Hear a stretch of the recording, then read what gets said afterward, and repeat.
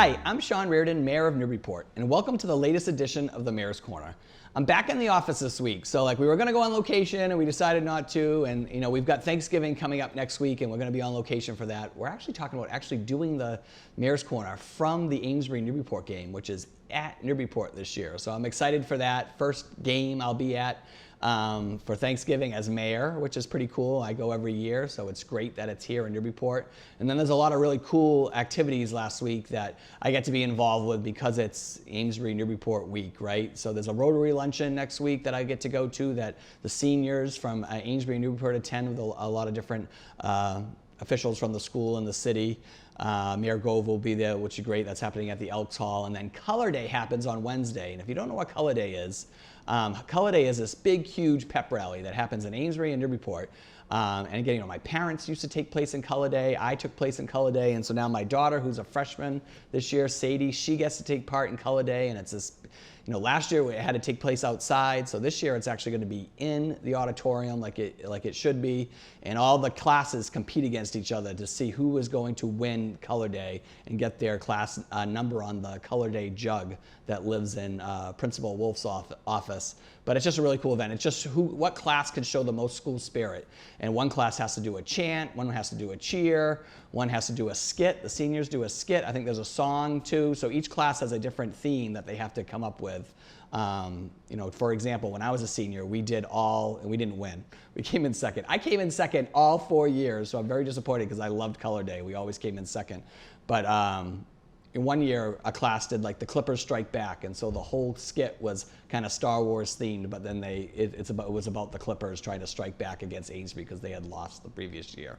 Anyways, it's a lot of fun, so we'll talk about that next week, and then we have the game on Thursday, which is great.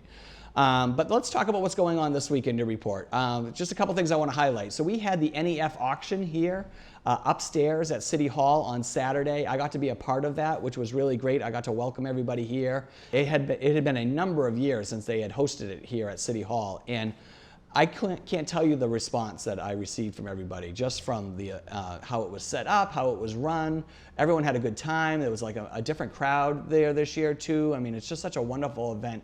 And unofficially, they raised over $150,000, and I'll let them come out with the final totals, but it was just amazing. So I just want to give quick shout outs to Carrie O'Donnell, who's the director, Andrea Wheatman, who's the president, Sean Gallagher, our superintendent, and Principal Andy Wolf. They were the MCs, and then the chairs for the event were Nicole Nadeau and Christine Ennis, and they just did a fabulous job. So kudos to everybody. It's a wonderful event, and all that money goes right back into our schools. So thank you, NEF, for all you do. Quick update on the Plum Island Dredge. There hasn't been a lot of activity this week, so they pretty much finished the 9-foot channel. And so now they're doing surveys to see if there's anything else that they still have to get there. So it looks like there was some obstruction, so you'll see some work picking back up there and kind of fixing that. And so once that 9-foot channel is done, then they'll bring in the big dredge, and then they'll start that work up again. So it's moving along really well on the Plum Island Dredge Project, and so just a quick update about that one. We also had our joint school committee and city council meeting this week, and that's the one that we have to have by the charter. We have it every year. We had it at the senior center, and it's an opportunity for us to just talk about the current financial conditions here in Newburyport, all right? It allows us to look at what we're doing right now. It kind of lets us forecast what our revenues and expenditures should be next year and kind of what position we're in for the budget. So I actually thought it was great. We had a lot of great questions from school committee members and city councilors. You heard from the administration side, so I kicked off the meeting, and then Ethan Manning, our finance director, spoke, and then we turned it over to Sean Gallagher and Phil Littlehale, who is the finance director for our schools, and they had the other half of the presentation, and then we took a lot of questions. So I thought it was great. I think we're in a great spot, and then once we come back from the holidays, that's really where budget season really kicks off, and we'll start meeting with department heads here. Schools will do everything on their end, and then we'll just jump in and see where we're at. I think this, it's an interesting financial climate right now that we're working in, and luckily Newburyport is in a really good spot. So again, we're going to continue to look for ways to help residents through this. This is actually related to the tax rate too. So we submitted the tax rate into the city council packet. They actually will be speaking about it tonight at budget and finance meeting. I don't know if it will just be a one meeting discussion around the tax rate or it will be two. But what we're trying to do with the tax rate, we're actually doing a shift with the tax rate this year, because what we were seeing is that it was asking a lot out of our residents, and it was actually going to have a decrease to some of our commercial and industrial taxpayers. So we're trying to shift it a little bit to make it a little bit more equitable.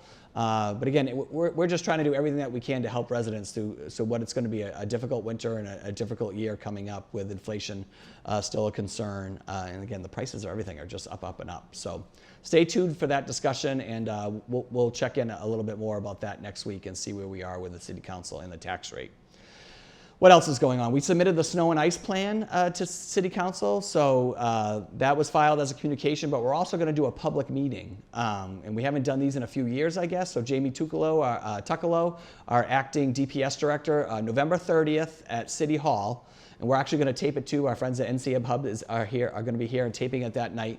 But it's just going to be an opportunity for Jamie to present the plan, talk about what we do, all the planning that goes into our snow and ice plan each and every year. I mean, there's a lot that goes into it, and there's a lot that residents really should know, and that just makes us better prepared when we have these events of snow and ice here in Newburyport. So November 30th, City Hall at 6:30, so mark that on the calendar. We're still trying to do a lot of flu clinics and COVID booster clinics. We have a couple coming up, actually one coming up next week, so mark this on your calendar, November 22nd, which is Tuesday, 8 to 11 a.m. here at City Hall. You can get your flu shot, and you could get your COVID booster shot. So go on the health department website. There's actually a link to sign up for times. If you're still out there, you haven't got your flu shot yet, or you're looking to get another COVID booster, you can do that here at City Hall next week. So information should be going out around our electricity aggregation plan that we have entered into. Letters should go out this week to everybody, which really just explains that everyone, it's an opt-in program, right? So everyone's already opted in. So if you want to opt out, you can, if you can find a better deal through a third party. But right now we're looking to, it's about 36% savings that we're going to be able to get you from National Grid by getting this plan.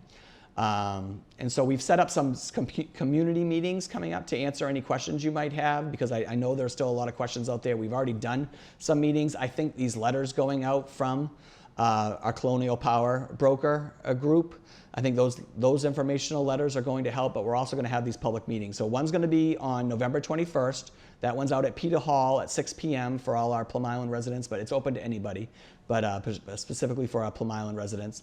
There's going to be one on November 28th, 1 p.m. at City Hall. And then there's going to be one December 15th, 6 p.m. at the Senior Community Center. So just we'll keep advertising those. Again, we're here to answer your questions. We want to make this as easy as possible for residents. And again, I think it's about collectively throughout the whole city, we're going to save about $2.2 million for residents this winter, which is great. What else can I tell you? Just in closing, so we're getting into the holiday season. My sidekick here, Sarah, is excited about the holidays. We're excited about the holidays.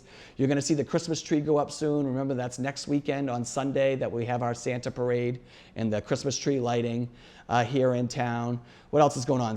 You'll see Salvation Army out. They do their Kettle kickoff this weekend. That's going to be Saturday, 10 a.m. at Market Square. They're going to be giving out hot chocolate and some food, and there's going to be a band, and so it's just a great way to kick off the holiday season.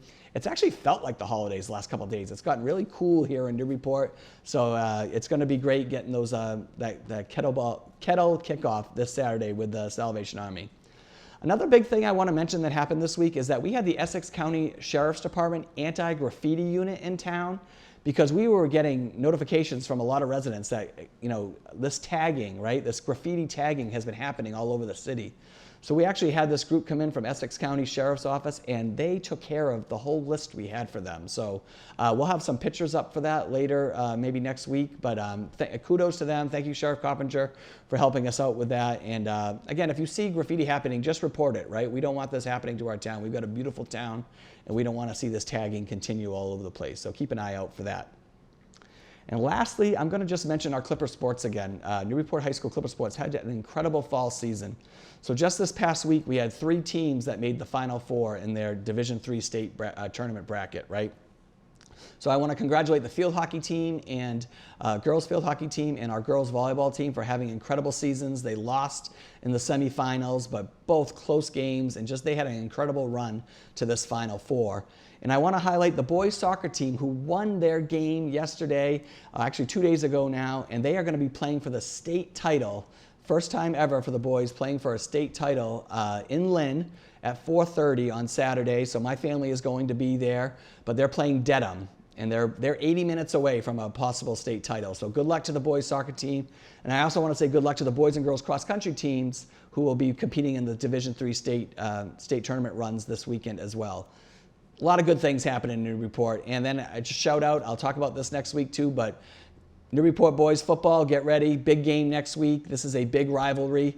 I have a lot of big rivalries in my life. Newburyport Amesbury is a huge rivalry that I got to grow up with and see firsthand, especially having parents and grandparents who grew up here. This is going to be the 99th meeting between Amesbury and Newburyport, which is pretty cool, which means it's 100's going to happen next year, but 99 meetings is pretty special.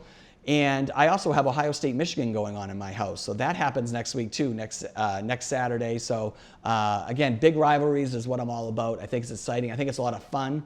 We're gonna have some fun here at City Hall too. You might see some A's disappearing around City Hall next week. But you'll just check out my social media for that. But we take it seriously, and it's one of those games you can throw out the records, right? Because when it comes down to rivalry, it's just about, you know, suiting up, going head to head. Doesn't matter what kind of year you had, anything can happen on Thanksgiving. And so I am wishing the boys luck, and I cannot wait to see them play next week. So good luck to all our Clippers. I hope everyone has a fabulous weekend. Come see the Kettle kickoff on Saturday, and just get ready for Thanksgiving week. It's a great time for family and friends to get together, come back to Newburyport, and just start celebrating the holidays. So have a great week, and I'll see you next time on the Mayor's Corner.